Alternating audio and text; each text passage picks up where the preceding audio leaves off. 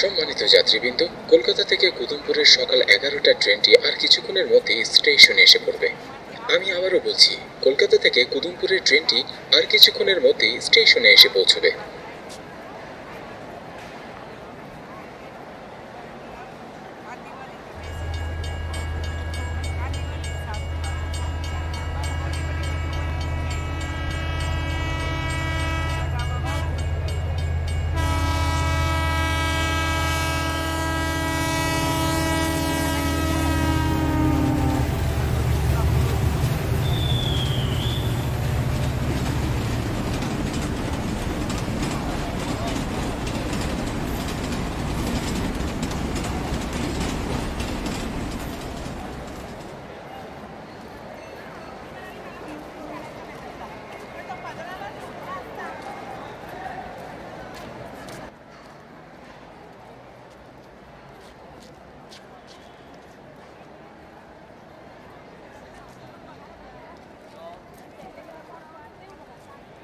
এই যে দাদা, এই সিটটি আমার তো।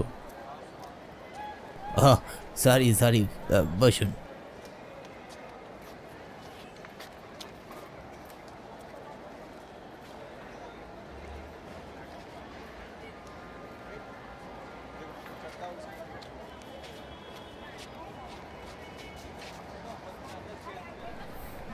এখানে কেউ ছিল না, তাই বসেছিলাম।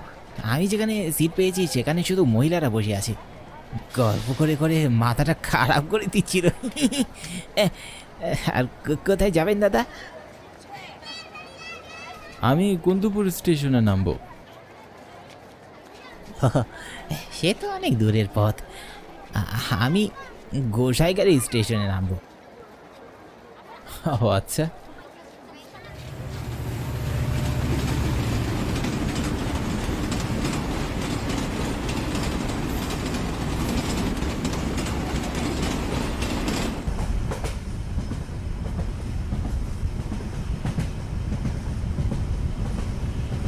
আমি অমিত। আজ আমি যাচ্ছি কুন্দুপুর গ্রামে, আমার নানার বাড়ি। কলকাতা শহর থেকে কুন্দুপুর প্রায় 300 কিলো পথ। কুন্দুপুর পৌঁছাতে আমার প্রায় 8 থেকে 10 ঘন্টা তো সময় লাগবেই। বাবার স্বপ্ন পূরণ করতে, উচ্চশিক্ষায় নিজেকে শিক্ষিত করতে গত 12 বছর আগে দেশ ছেড়ে পাড়ি দিয়েছিলাম ইংল্যান্ড শহরে। দীর্ঘ 12 বছর পরে আজ যাচ্ছি নানা বাড়ি কুন্দুপুরে। বাবা মা সহ আমরা সবাই কলকাতাতেই থাকি, শুধু নানা নানি থাকেন গ্রামে। নানা মারা যাওয়ার পরে তাকে শেষবার দেখার জন্য আসতে পারিনি। এর জন্য নিজেকে ভীষণ অপরাধী মনে হতো। আমার মা নানা নানির একমাত্র সন্তান। নানা মারা যাওয়ার পরে নানি গ্রামের বাড়িতে একাই থাকেন। মা অনেকবার বলেছিল নানিকে আমাদের শহরে আমাদের সাথে থাকতে, কিন্তু তার এক জেদ, স্বামীর ভিটে ছেড়ে সে কোথাও যাবে না। আমার ছোটবেলার বেশিরভাগ সময়টাই কেটেছে কুন্দুপুরে। গ্রামটিকে ঘিরে রয়েছে হাজারো সুন্দর স্মৃতি, যে স্মৃতির পুরোটা জুড়েই রয়েছে নীলাশা। নীলাশা আমার ছোটবেলার বান্ধবী। ছোটবেলায় যখন নানা বাড়ি যেতাম তখন পুরো গ্রামটি ওর হাত ধরেই বেরিয়েছি। নদীতে একসাথে গোসল করা, মাছ ধরা, গাছে ওঠা, এই সব কিছুই ভীষণ মিস করি। তখন বুঝতে পারিনি মেয়েটি শুধুমাত্র আমার বন্ধু ছিল না, বরং তার থেকেও আরো বেশি কিছু ছিল।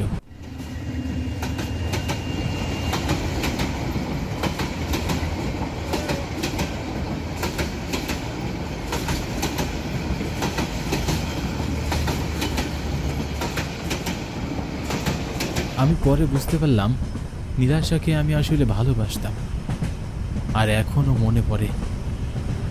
এক রাতে আমার ভীষণ জ্বর হয়েছিল।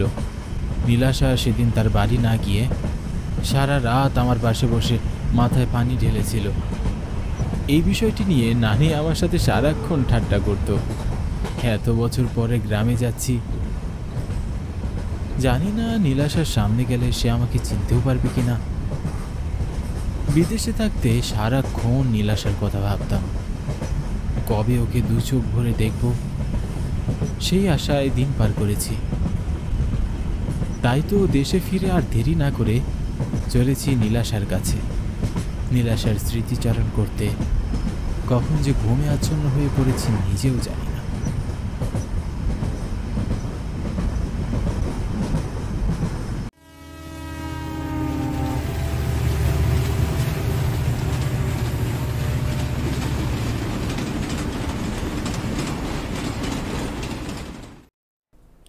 হঠাৎ ট্রেনের হর্নের শব্দে ঘুম ভেঙে গেল।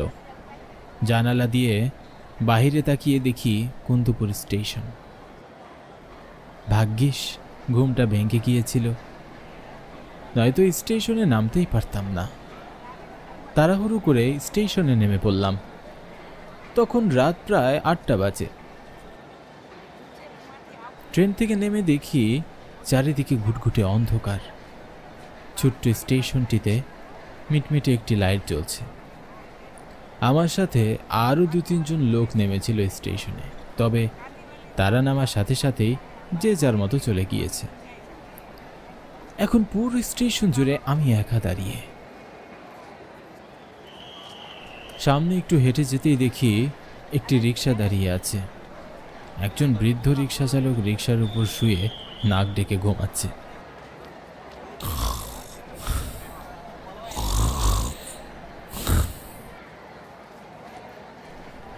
আমি লোকটির কাছে গিয়ে তাকে ডাকতে লাগলাম, এই যে কাকা শুনছেন? আরে ও কাকা। ভূত? আরে কাকা ভয় পাবেন না, আমি কোনো ভূত টুত নই। এভাবে ঘুমিয়ে থাকলে তো ভূত তো আসবেই। তা যাবেন নাকি রায়বাড়ি? যাব তো, তাই ভাড়া কিন্তু ডাবল লাগবো কইলাম।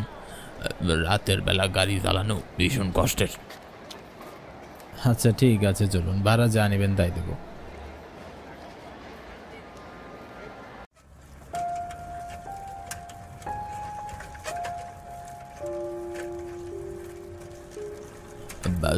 বাবু আপনি রায়বাড়িতে কার কাছে যাইবেন? আমি যতদূর জানি মাস্টার বাবু তো 2 বছর আগেই ওপারে চলে গিয়েছে। এখন বাড়িতে শুধু ওনার গিন্নি ছাড়া আর কেউ থাকে না। হ্যাঁ, ওই মাস্টার মশাই আমার নানা হন। ও, আপনি মাস্টার বাবুর নাতি? বেশ বেশ। তা এত রাতে কোথার থেকে আইতেছেন বাবু? আমি কলকাতা থেকে আসছি।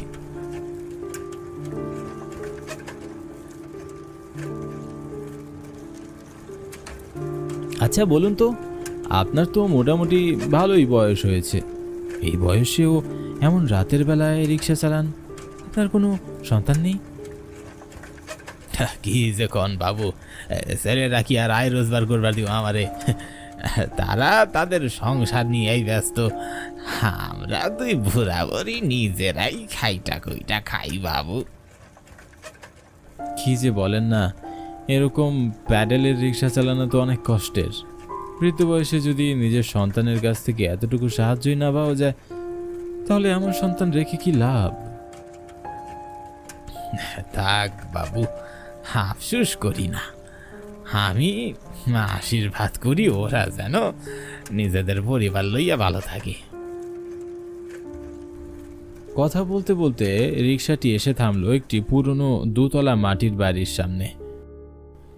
এই হলো আশার নানা প্রতাপ রায়ের বাড়ি। ঠিক 12 বছর আগে যেমন ছিল এখনো একই রকম আছে, একটু পরিবর্তন হয়নি। একসময় এই বাড়িটি ভর্তি অনেক লোক ছিল, কিন্তু এখন যেন বাড়িটি সব প্রদীপ নিভে গিয়েছে। আমি রিক্সা থেকে নেমে রিক্সাওয়ালার দিকে 500 টাকার নোট বের করে তার কাছে এগিয়ে দিলাম। বাবু আমার কাছে তো এত বড় খুচরা হইব না। টাকা ফেরত দিতে হবে না, আপনি পুরোটাই রাখুন।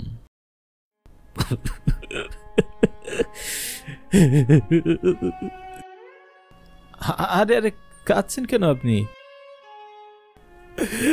বাবু আপনার উপকার আমি কোনোদিনও ভুলবো না।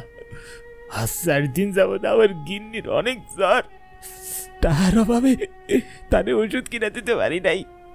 ছেলের কাছে ওষুধ কিনে টাকা চাইছিলাম বলে আমার ধাক্কা দিয়ে ঘর থেকে বাইর করে দিল। কইল সামনে দেখি ছেলের পরীক্ষা, অনেক টাকার প্রয়োজন, এখন টাকা অবচয় করা যাব না। তাই তো রাতের বেলা এই বৃদ্ধ বয়সে বাধ্য হইয়া রিক্সা নিয়ে বেরোইছি বাবু। যদি 2 পয়সা আয় করতে পারি তাহলে অন্তত গিন্নির ওষুধের টাকাটা বের করতে পারবো বাবু। আপনারে অনেক ধন্যবাদ। অল্প কিছু কথায় লোকটির চোখের পাতা তার সীমাহীন কষ্টগুলো আমার কাছে অবলীলায় প্রকাশ করে দিল। সামান্য কিছু টাকা পেয়ে হাসি মুখে রিক্সাওয়ালাটি চলে গেল। গরিব অসহায় মানুষগুলো যে এত অল্পতে খুশি হয় সেটা জানা ছিল না। আমাদের সকলের উচিত যেই বাবা মা তাদের ছোটবেলা থেকে এত কষ্ট করে লালন পালন করে বড় করেছে, বৃদ্ধ বয়সে তাদের পাশে থাকা উচিত। তারা যেমন ছোটবেলায় আমাদের ভালোবাসা দিয়ে বড় করেছে, আমাদেরও উচিত তাদের ঠিক তেমন ভালোবাসা দিয়ে তাদের আগলিয়ে রাখা। যাকগে, আমি নানির বাড়িটির দরজার সামনে দাঁড়িয়ে দরজায় নক করলাম। চারদিক ঘুটঘুটে অন্ধকার, কানে ভেসে আসছে শুধু ঝিঝি পোকার ডাক। রাতে সব পশু পাখি ঘুমিয়ে গেলেও মনে হয় এই ঝিঝি পোকাগুলো তাদের গর্ত থেকে বেরিয়ে চেঁচামেচি করেই। হঠাৎ দরজা খুলে দিল এক সুন্দরী মেয়ে। মেয়েটিকে দেখে আমি বেশ অবাক হলাম। নানা বাড়িতে এই মেয়েটি করছেটা কি? আমার তো কোনো মামা বা মাসি কিছুই নেই যে তাদের ছেলে মেয়ে হবে। তাহলে এই মেয়ে কে? এসব ভেবে আমি মেয়েটিকে কিছু বলতেই যাব, তার আগে মেয়েটি আমায় বলল, কাকে চাই? প্রতাপ রায়। জি, উনি তো অনেক বছর আগে মারা গিয়েছেন। সেটা তো আমি জানি, আপনি তো আমার পুরো কথা না শুনেই উত্তর দিচ্ছেন। আমি বলতে চাচ্ছিলাম প্রতাপ রায় আমার নানা হন। ও আচ্ছা, আপনি অমিত বাবু? ও তাই তো, আসুন ভেতরে আসুন। কিন্তু তুমি কে? তুমি আমার নানার বাড়িতে কি করছো?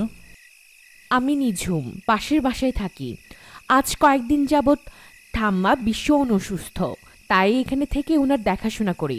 আচ্ছা, আপনি ঠাম্মার কাছে যান, আমি আপনার খাবারের ব্যবস্থা করছি। কথাটি বলেই মেয়েটি চলে গেল। আমিও চলে গেলাম নানির ঘরে। ঘরে গিয়ে দেখি নানি বিছানায় শুয়ে আছে। 12 বছর আগের নানি আর এই নানির মধ্যে রাত দিন পার্থক্য। নানির বয়স বাড়ার সাথে সাথে শরীরের অবস্থাটাও আরও খারাপ হয়ে গিয়েছে। নানি, তুমি ভালো আছো? গে অমিত, এসেছিস ভাই? আয় আয়, কতদিন পর তুই আমার কাছে আসলি। আমি নানির পাশে গিয়ে বসলাম। কতদিন বিছানায় শুয়ে শুয়ে দিন পার করছি, আমাকে দেখার মতো কেউ নেই। সময়ের সাথে সাথে সবাই দূরে চলে যায়, সকলে যে যার কাজে ব্যস্ত জীবন পার করছে। এসব বুঝবি না ভাই, তুই যখন আমার মতো বুড়ো হবি তখন বুঝবি।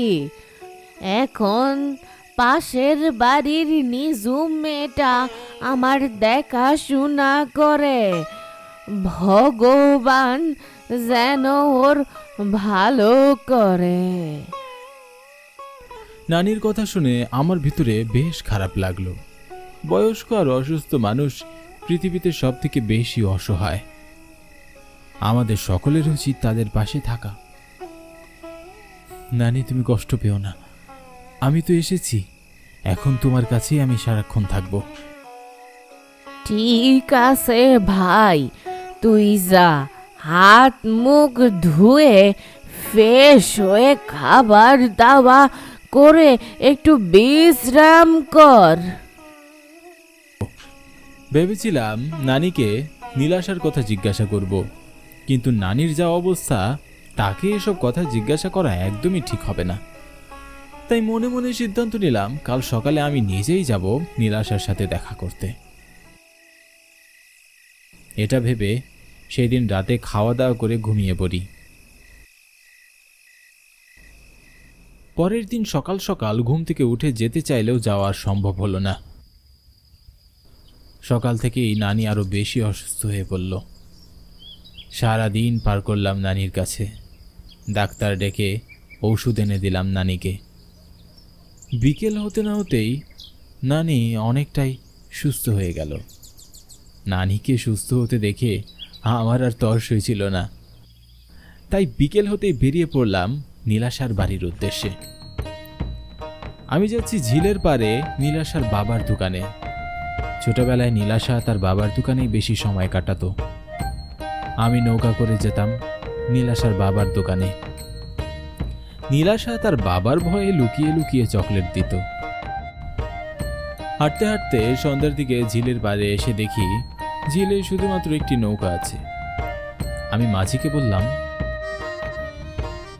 ও মাঝি, যাবে নাকি পশ্চিম পাড়ার জঙ্গলের ওই দোকানে?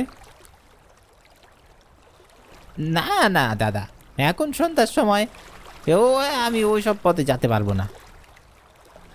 চলুন না দাদা, অনেক উপকার হবে আমার, আর আপনি যত টাকা চাইবেন আমি তত টাকাই দিতে রাজি আছি। ঠিক আছে, তবে জঙ্গলের আগে নামতে হবে বলে দিচ্ছি। এই অবেলায় জঙ্গলে যেতে পারবো না বাবু। আচ্ছা ঠিক আছে, চলো না, বাকি পথ না হয় আমি হেঁটেই চলে যাব।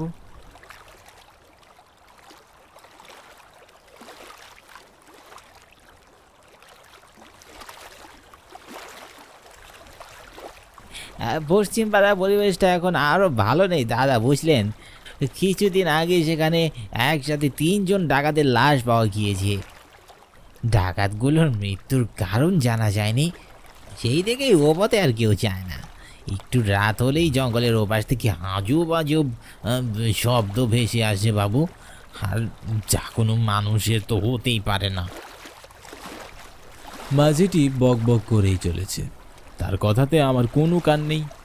আমি শুধু অধীর আগ্রহে অপেক্ষা করছিলাম নৌকাটি কখন পৌঁছাবে আর আমি কখন নীলাশার সাথে দেখা করব। জঙ্গলের কাছে এসেই মাঝি আমাকে বলল, নেমে পড়ুন দাদা, আমি আর সামনে এগোতে পারবো না। আচ্ছা, এ সময় আমি তো ফেরার কোনো নৌকা পাবো না। আপনি যদি এখানে কিছুক্ষণ অপেক্ষা করতেন তাহলে আমি আবার ফিরে আসতাম।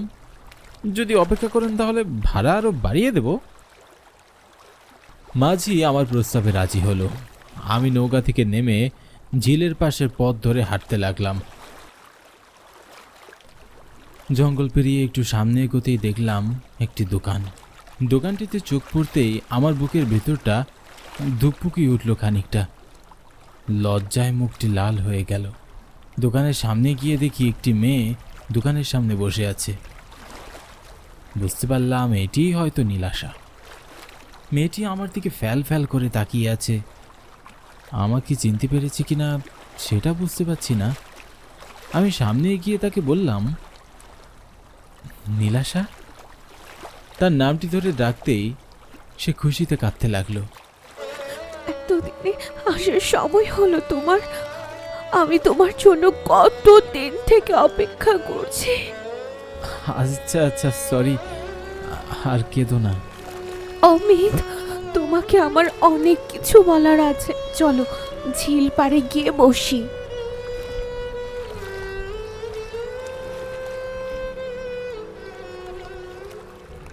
অমিত, তোমাকে আমার অনেক জরুরি কথা বলার আছে।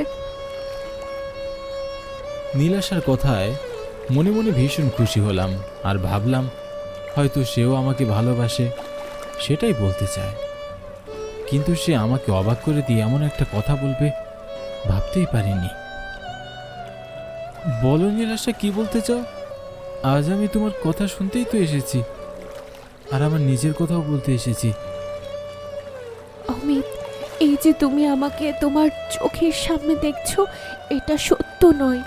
আমি মারা গিয়েছি, তোমার কাছ থেকে অনেক দূরে চলে গিয়েছি। দুষ্ট লোকগুলো আমাকে বাঁচতে দিল না। নীলাশার কথা শুনে আমার বুকের ভেতরটা কেমন মোচড় দিয়ে উঠল। কি সব বলছি নীলাশা? ভাবলাম হয়তো অনেকদিন পরে এসেছি, মজা করছে আমার সাথে। নীলাশা, এইসব বিষয় নিয়ে প্লিজ মজা করো না, এটা ঠিক নয়। আমার চোখের পানিও কি তোমার কাছে মজা অমিত? এমন কথার কোনো উত্তর ছিল না আমার কাছে। চুপ রইলাম, যেন কষ্টে আমার বাক শক্তি হারিয়ে ফেলেছি। আমি কয়েক বছর ধরে তোমার জন্য অপেক্ষা করছি অমিত। আমার একটা শেষ কাজ তোমাকে করতে হবে। ওই জঙ্গলের মধ্যে আমার আর আমার বাবার লাশ পড়ে আছে। তুমি আমাদের লাশগুলো শেষ কাজটি করে দিবে? কি সব বলছো তুমি? কি হয়েছে আমাকে একটু খুলে বলো প্লিজ, আমি তো কিছুই বুঝতে পারছি না। আজ থেকে প্রায় 3 বছর আগে একদিন এরকম সন্ধ্যের সময় আমি আর আমার বাবা দোকানে বসেছিলাম। ঠিক সে সময় নদী পথে 3 জন ডাকাত আসে। তারপরে তারা আমাদের উপরে অমানবিক অত্যাচার চালায়। আশেপাশে কোনো বাড়িঘর বা মানুষজন না থাকায় কারো সাহায্য আমরা পাইনি। লোকগুলো আমার উপর চালায় অমানবিক অত্যাচার। এরপরে আমাকে আর বাবাকে মেরে তারা জঙ্গলের মধ্যে ফেলে রেখে যায়। আমাদের দেহ কেউ খুঁজে পায়নি। জঙ্গলের মাঝখানে আমাদের কঙ্কালগুলো এখনো পড়ে আছে।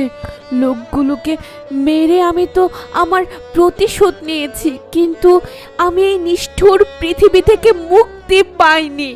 আমি তোমার জন্য অপেক্ষা করছিলাম। আমি জানি তুমি আসবে। তোমাকে শেষবার 2 চোখ ভরে দেখব বলে অপেক্ষায় ছিলাম। তোমার কাছে আমার শুধু একটাই চাওয়া, আমার শেষ কাজটি করে দিও। আমি এখন আসি অমিত। আমাকে কিছু বলার সুযোগ না দিয়েই সে হাওয়ায় মিলিয়ে গেল। আমার 2 চোখের পানি যেন কিছুতেই থামতে চাচ্ছিল না। কতটা কষ্ট পেয়েছে মেয়েটি, এ কথা ভেবে যেন বুকের ভেতরটা ফেটেই যাচ্ছে। নীলাশা চলে যেতেই আমার চারিদিক অন্ধকারে ঢেকে গেল। আমার না বলা কথাগুলো না বলাই থেকে গেল। শেষবারের মতো তাকে বলতেও পারলাম না যে আমি তাকে কতটা ভালোবাসি। হয়তো সে সবকিছু বুঝেছিল, তাই হয়তো সে আমাকে কিছুই বলতে না দিয়ে চলে গেল। মনের মধ্যে এক আকাশ দুঃখ নিয়ে সেদিন বাড়ি ফিরে গেলাম। রাত হয়ে যাওয়ায় সেদিন আর নীলাশার দেহের শেষ কাজটি করতে পারলাম না। পরের দিন সকাল হতেই আমি আবারও জঙ্গলে এসে তার দেহের শেষ কাজটি করে দিই। চলে গেল আমার প্রিয় পছন্দের মানুষটি আমার কাছ থেকে।